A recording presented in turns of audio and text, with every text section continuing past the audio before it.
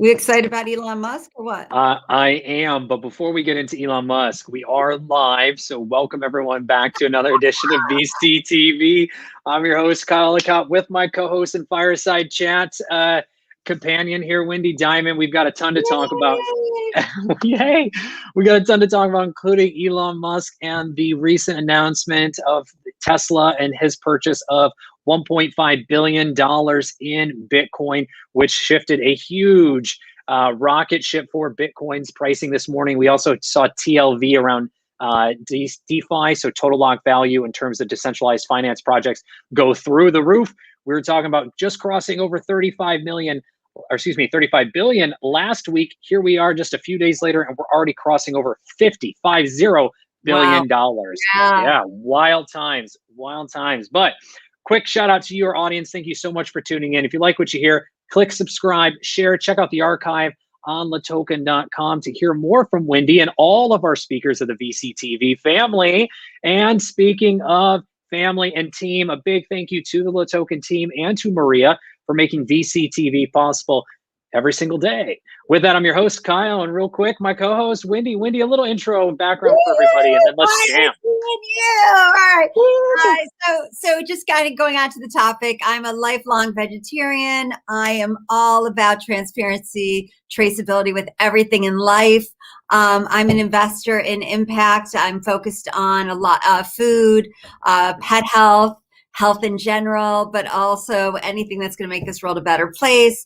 And I'm the founder of Women's Entrepreneurship Day organization, where we are in 144 countries to empower, celebrate, and support women in business to alleviate poverty. And so when you're thinking about the ground up approach to solving world issues, farmers are a big deal. And I'm also the founder of Animal Fair, Fairness to Animals. So I am, as a lifelong vegetarian, very fond of what's happening in the movement today with food. I love it. Wendy, let's go right down that. I mean, today is just you and I. It's an open forum, but let's start with food, because food is the major topic today. And then we'll talk about Elon and everything else that's happening in the world. So we'll have some fun. But food, you've been a vegetarian for a long time, a vegan, pardon me, for a long time of your life, before it was trendy, before it was more of a norm and more people wanted the plant-based diet. Take us through that journey. What was it like early on to now where we are today, looking at it as investors, not just as individuals? Walk us through your journey in life on that. Right. So, when I was 7 years old, my family, growing up in Cleveland, Ohio, my family was in the food business. So I was always around food, right? And meat was a big part of it. And when I was 7, I walked into a freezer of 300 cow carcasses, down, and I was playing in there. And I was like, what is this? And at 7 years old, I looked around, I was horrified, I was disgusted. Because, I realized that was what we were eating. And I'm like, you killed an animal? I was like a little kid. And so to that day, I never had meat again. I literally, if I was forced to have meat, I'd put it in my pocket. And I would go to the bathroom after I'd eat, and I'd flush it down the toilet. Or our cleaning lady would say, I don't know what's in her pockets, when she would clean the clothes, and it would be this stuff. So when I was really young, I realized I don't want to hurt an animal. I don't want to eat an animal. I don't want, they're living beings. They have hearts, right? Mm-hmm. And so, it was kind of like a traumatic thing for me my whole life, because it was really hard for me to eat. Right. And it was I was eating French fries all the time, and, all these things that were not, healthy. We didn't have a lot of alternatives. Right. And I'm not a big fan of vegetables, even though I'm a vegetarian, you know what I mean? But I do eat certain things. Right. So I love salad. I love tofu. But, growing up, I have to be honest, I'm kind of a little older. Tofu wasn't available at every restaurant, right? Like it is today. Or Beyond Burgers or Impossible Burgers or these alternative meats were not available. Right. Mm-hmm. And so, growing up, it was difficult. It was really difficult. And I'm just seeing what's happening now. For me, it's been, it was a long time coming. I mean, when you think about the world, right, we are what we eat. Right. And today, the way that cattle's being raised and all this other stuff, it's I'm surprised anyone eats meat today. Mhm. right? And we have such amazing alternatives, like I mentioned, Beyond Burger, Impossible Burger. One of my favorites that not isn't doesn't have that notoriety like those is Gardein, right? Ooh. Like Gardein, Gardein is one of my, I've been having that for a decade. It is one of the greatest vegan alternative meats. And literally you could do like, they have like these chicken strips that are, Satan, and it's so good. And so I think, I'm really excited because I think, a lot of these companies, have made these alternative plant-based meats Mhm. as tasting like, they are. So if people want that taste, they can have it. Mhm. Plus, and no matter what, maybe some of these foods are not healthy for you, but they're healthy for the environment, Mhm. right? Which is super important when we think about eating. And, Mhm. so I think, I think the world is a better place for it. Yeah, well, and I mean, everything in moderation, but also, coming full circle to where we are today. I mean, this is an exploding area for venture. I mean, you look at Beyond Burger, as you mentioned, Impossible, and a handful of other companies that are continuing to grow. That's just in the alternative meat space. We also are seeing, the Oh, 3D printing. Oh, oh, so you took it right out of my mouth. I was I mean, building up to that's that. like a dream come true for people, right? And now when you go into stores, you go into Whole Foods and you go into Trader Vic's, or you even go into Stop and Shop. It's incredible.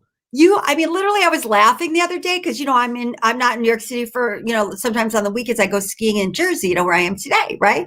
And, I went into Stop and Shop. I think that's what it was called. It's like a big supermarket, right? Because, I don't really go. And like, I'm like, oh my God, their name brand for their store brand is like Whole Healthy. Like everybody now, whether you're living in the suburbs, you're living in the country, you're living in Zimbabwe, everyone in the world realizes now we are what we eat, right? And our bodies are not meant to eat processed foods. You know what I mean? We can't. That's see, Happy agrees with me, and that goes to pets as well. Yes, When you yes. think about, see, he's so excited because like it's all about his food. But it's also goes back to the point where you think about pets as well, right? And I don't know if you saw lately, 23andMe just announced they're going public with a SPAC, right? Yes.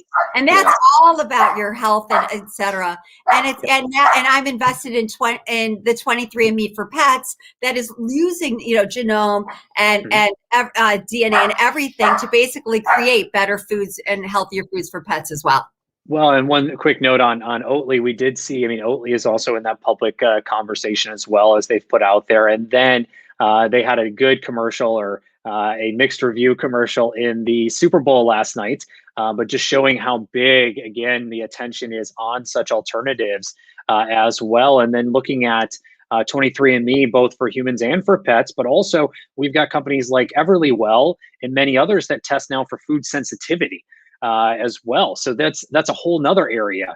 So if you're looking at investing in this area, I mean, there's plenty of opportunities.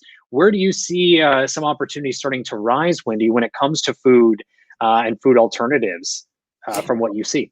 Well, so it's kind of interesting because I get all these emails from universities, right? And now universities are getting into it, right? They Yeah. have all these like incubators in their schools where people are learning to do this and that, and you've got all these young people, and they're right now it's like fun, right? Because if we can, what I love, is angel investing and seed investing and coming into these companies and finding these really high integrity entrepreneurs, especially women. Let's not go back that Yeah. women only have 2% of venture dollars go towards women founders, so really looking at how do we increase women in this space because, they're 85% of choices in the home are made by women, right? Mhm. I mean, so when you think about it, it's really education and about educating everybody about the importance of food. So I think, right now, like in the investing space, it's really looking at, all these different companies that are happening right now in the vegan space because first of all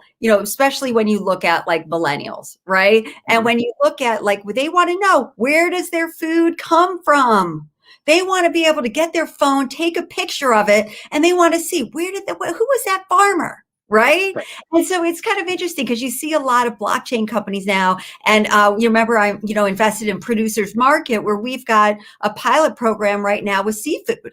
And right now, listen, you've seen all the craziness that's been going around where people are getting sick and stuff like that, that people want to know if something happens, they want to know exactly where did that come from so they can trace it, right?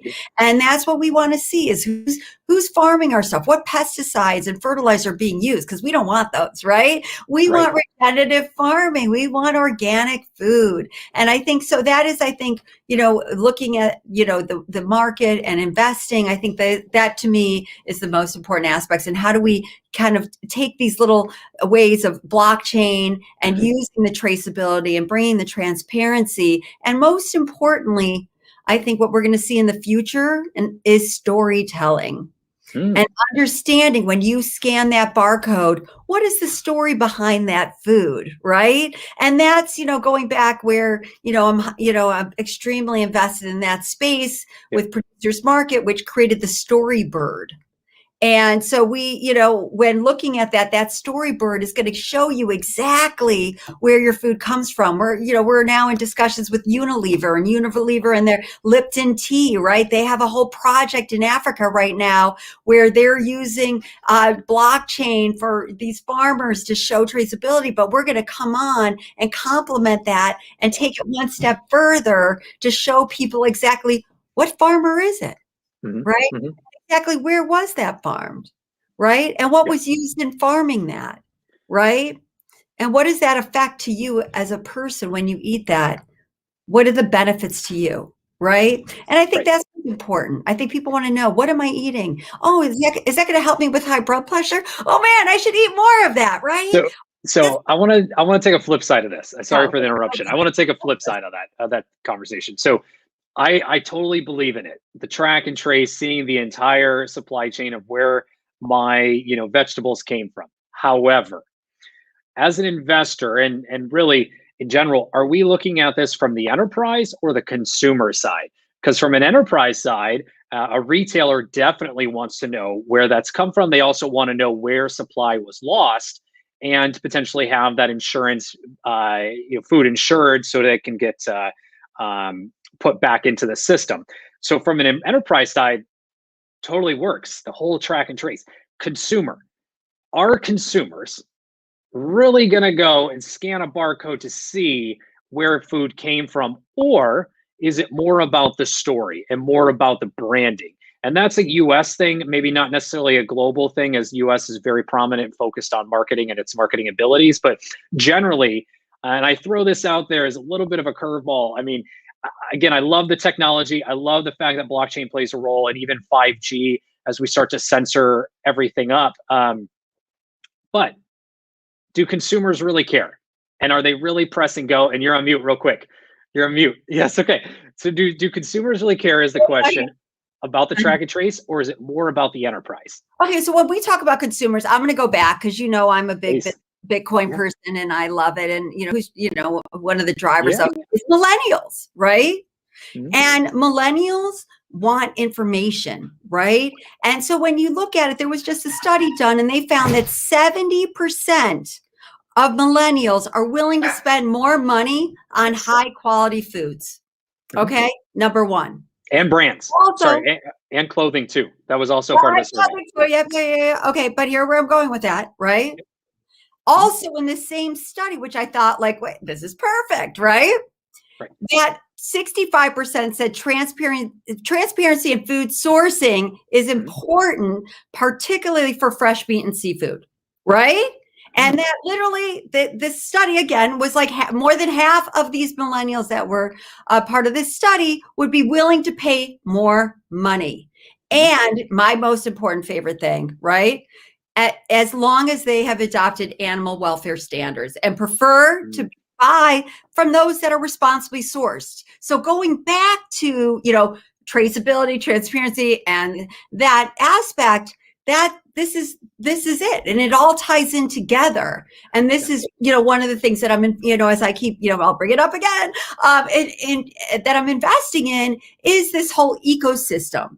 I mean, everybody in the world eats food. We need it to survive, right? This is probably one of the most important, sectors to invest in, right? And so I think, when you look at the world today, it's taking in all these different aspects and saying, okay, how do we look at it in a broader picture and bring more traceability, transparency, and better food for all, right? That's more better food, but also affordable.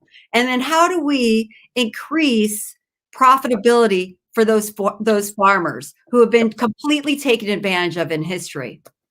Well, and provided just an entire transparency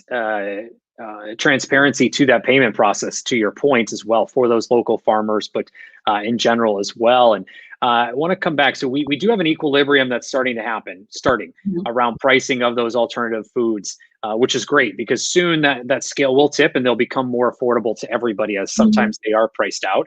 And we are seeing more restaurants, including those that are fast food or quick meals, start to adjust and offer alternatives, as in this case. But as an investor, question I always get is, where do you start from the diligence perspective?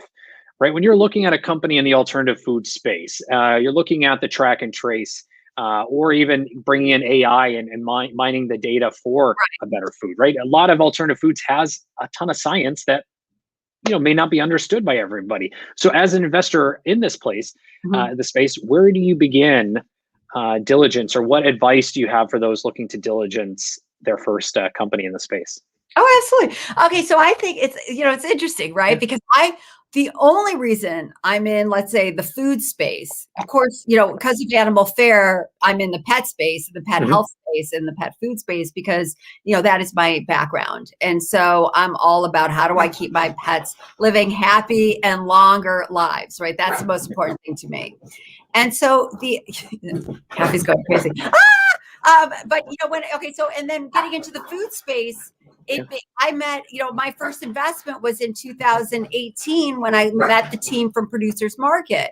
Now, I am not a techie. I'm not a data person or that kind of stuff. I need to understand it. It needs to be simple. My whole life is creating simplified movements to change the world, to make it a more positive place, right? So if I look at a company, I need to understand it. And it's easy for me to understand. You mean you're creating technology that's going to enable me to understand exactly where my food comes from?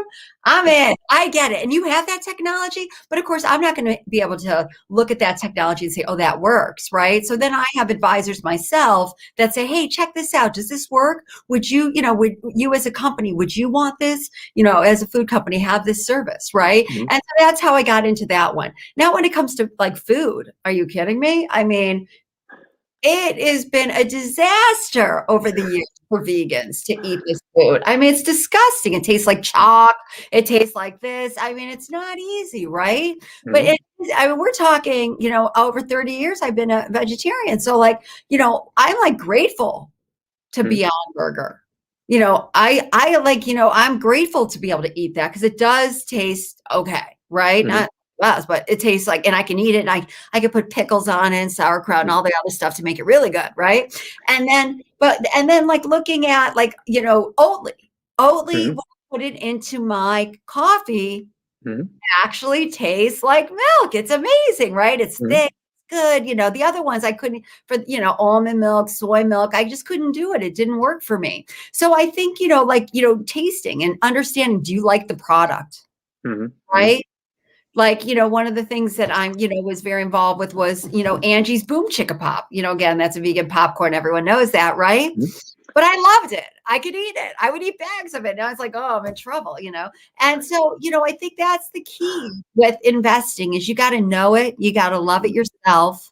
You got to be just as passionate about it as the founder, right? Because, I'm not going to put my money into something if I don't care about it. I want to be part of the journey with those entrepreneurs.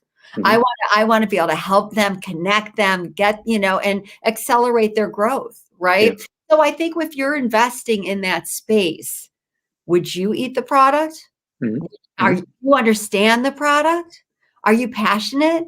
What is the purpose behind it? Is this going to help the world? I mean, I'm an impact investor, so that's an important part of my equation in looking at it. And also, is the team genuine? Do they have high integrity?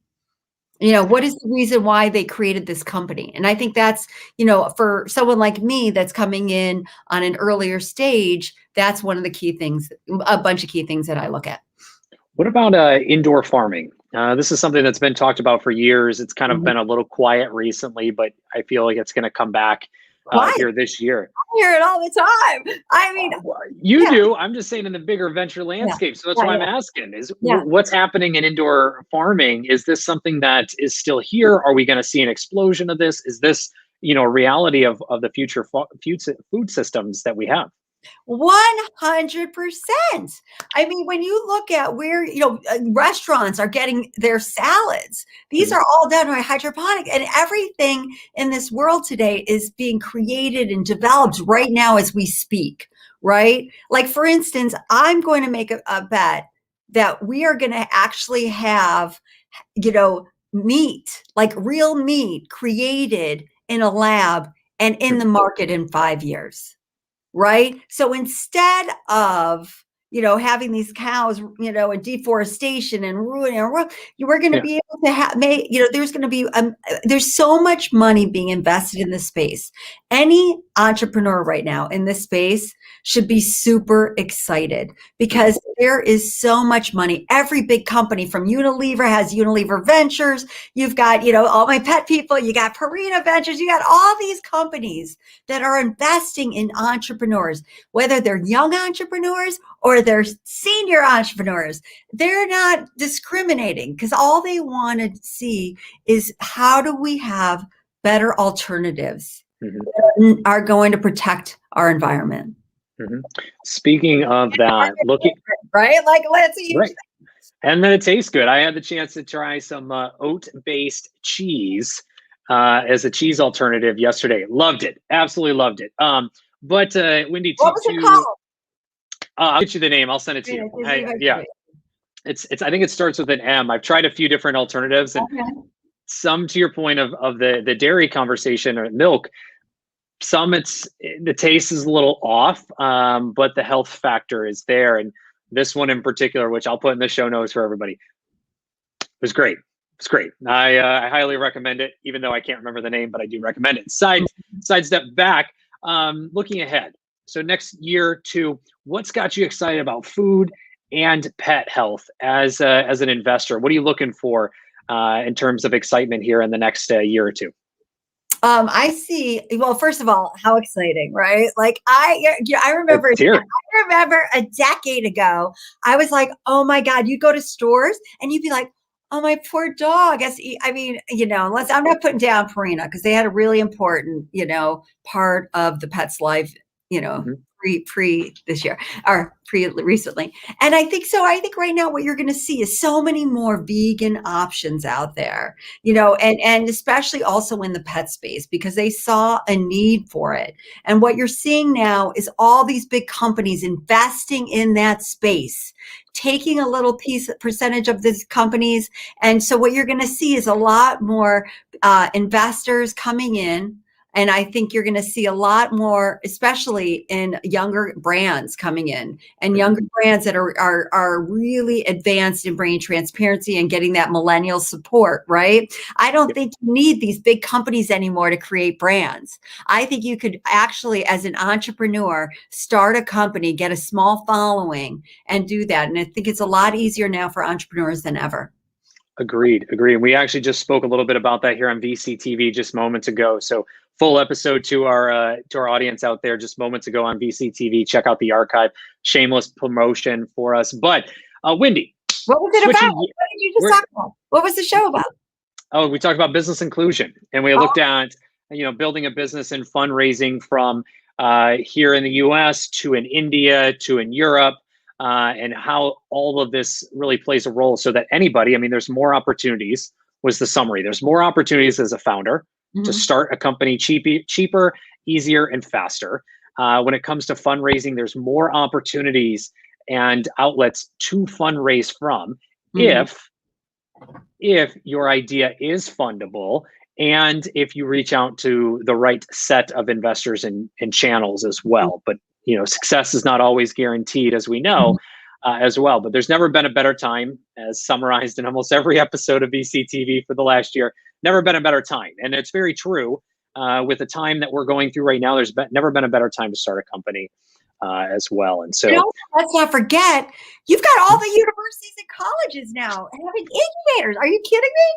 And like everybody right now, whether it's a company, whether it's an organization, whether, like Women's Entrepreneurship Day organization, we work with entrepreneurs all over the world. We bring them together with these investors to uplift women in business, entrepreneurs, right? So when you look at, there's no excuse for anyone who wants to start a business, who has the integrity, that has the purpose, that has the passion, right?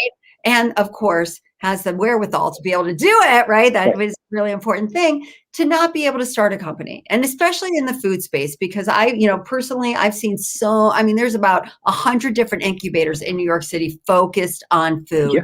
So if you're looking at whether you're going to start something in the pet health space or the food health space, whatever it is, there's incubators for it. And if they can't take you, there's other ones to get out, and governments as well. Yes, which is also usually forgotten here in the US, just to add on to that, is the government. There are a lot of initiatives around government and nonprofits that can provide grants just for that, right? If you're developing something in the food space, for instance, there's a lot out there for individuals. And I mean, back to education. Companies that I'm invested in, opengrants.io, and that we are creating the transparency for everyone in the world to be able to research grants and get grants. And that, I think that's one of the most important things, because all that information was all over the place and you couldn't find it anywhere, right? And putting this in one place using AI to be able to search for it. And again, I think, there's never been a better time. No. And education is aplenty as well, right? What you do in your organizations, since you are involved in many, I mean, you do not just, putting those entrepreneurs in the spotlight, but you really help educate step by step what it takes to build a company, a brand, a product as well. And I mean, no shameless promotion here for us today. I'll let everybody else take the credit, but there's so many different outlets out there for educating yourself on building a business, again, building a product and marketing to a community, building a community, so much out there, again, to your point, Wendy. But I want to switch gears. Elon, we were talking about this pre-show. Are we so excited? So excited. I mean, well, first of all, we knew that was happening, right? I mean, you saw all the stuff in the last 3 months with him, right? One of the things, I was thinking about like earlier today was like, wait a minute, like, that was a little bit like funny in the way he was promoting it and now announcing, when their financials about how they've now invested in that. So, it's going to be very interesting to see. And, talking about carbon footprint, right? I think, it's very important for someone like him to kind of get behind this movement, right? So what does this mean in the bigger picture? I mean, we've got a few companies who've also done this. Elon and Tesla are one of the first Fortune 500 companies to make this announcement and move. We got huge announcements from Visa last week that showed their entire roadmap of how they're going to take advantage and really step in. From the Elon perspective, what does this mean? What does this mean for companies looking to build in the digital currency space or in the blockchain space? What does this mean for those and the industry as a whole? Well, so I go back to, and, it's interesting. So last week, Michael Saylor at MicroStrategy, held this conference, right, for all like thousands of corporate executives and CIOs, et cetera, talking about what it means to have Bitcoin as part of your financials, right, and investments. And so I think when you look at it, like what happened last week is like, here he is becoming, this like evangelist to Bitcoin, right, literally, and has enabled all these people to understand how they can now partake in investing in this and having it a part of their books. And I think that's really the key to this, is simplifying it and enabling all of his research and putting it out there as open source for all these corporate executives and all these corporations to be able to say, you know what, wow, this makes sense. We don't have to have 20 people researching something that it's way over our heads, right? And that's really what this is. It's way over people's heads, with Janet Yellen, talking about how, Bitcoin's only used for bad purposes. It's like, wait a minute, you don't know what you're talking about. Let's talk about this for a second. Like, do you understand what it's doing to impact the entire world? Do you understand people in Zimbabwe and Botswana and Venezuela and even here in the US are using this as a currency because it's more stable, right? Than their, high inflationary, monetary systems, right? And so I think, what we're seeing here is more people coming in and saying, you know what, this is truly the most important financial instrument, deflationary financial instrument ever created in history. And the technology backing it, blockchain, as we've spoken about, is changing the world of business, and especially in the supply chain space, which is agriculture, right? And so where we're going with this thing is the future. The future. It looks amazing. I mean, I'm excited. I see like now, the whole world coming together to say, you know what, this isn't going away. We better, a little FOMO, we better put a little into it, right? And I think that's the same for, all the vegan companies out there and all these companies that are really bringing transparency and traceability because people want it. And those same people and those millennials and all those people backing Bitcoin 5 years ago, because I was with them and I was one of the older people, you know what I mean? It's those same people that are going to say, I want to know what's in my hamburger. I want to know where did my salad come from? What is, were these eggs, were these like taking, are these organic, are they be treating these chickens nicely, right? Like we want to know in a simple way. I love it. Wendy, thank you so much. Closing thoughts, where can everyone find you online as we come to close here on VCTV? So much more to talk about, and we're going to have you back around the blockchain space, but also around this and pets. Give us a shout out of closing thoughts, paint that future for us in the next year. And again, where can everyone find you online to continue the conversation?